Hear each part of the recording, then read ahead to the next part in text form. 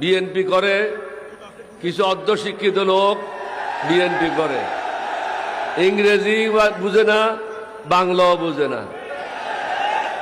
রিভোল্টের অর্থ হলো বিদ্রোহ,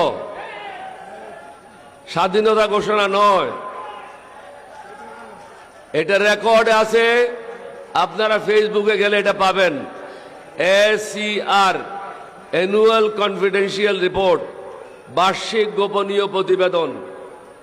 এটা জিয়াউর রহমান প্রথম লিখেছিল 1972-তে এই কুমিল্লা ক্যান্টনমেন্টে।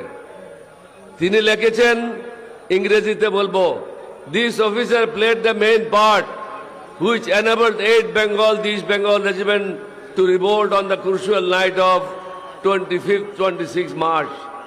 অর্থাৎ 24, 25 এবং 26 রাত্রে গুরুত্বপূর্ণ সময়ে 8ম বেঙ্গল রেজিমেন্টকে নিয়ে এই অফিসার সর্বপ্রথম বিদ্রোহ করে।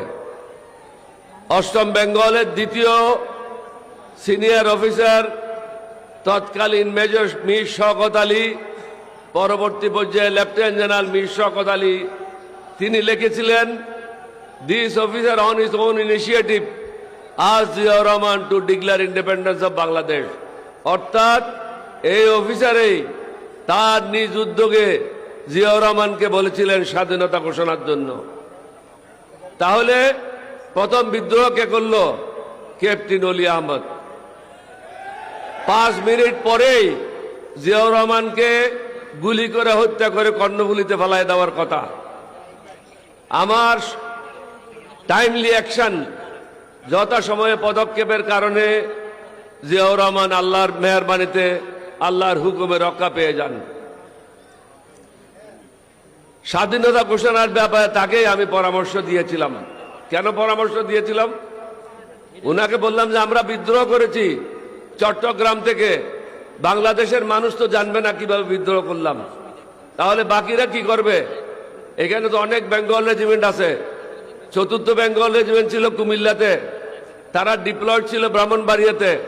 2nd বেঙ্গল ছিল জয়দেবপুরে, 1st বেঙ্গল ছিল যশোরে, 3rd বেঙ্গল রেজিমেন্ট ছিল সাইদপুর ক্যান্টনমেন্টে, রংপুর ক্যান্টনমেন্টে।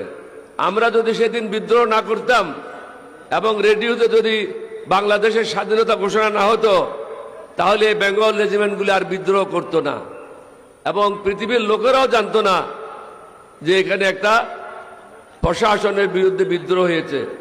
কিন্তু এই অশিক্ষিত লোকেরা বিদ্রোহ শব্দটার অর্থও বুঝে না, যার জন্য জামাত আমিরের বিরুদ্ধে কিছু কথা বলছে। তাদেরকে বলবো, লেখাপড়া করো, গুন্ডামি করে দিন চলবে না।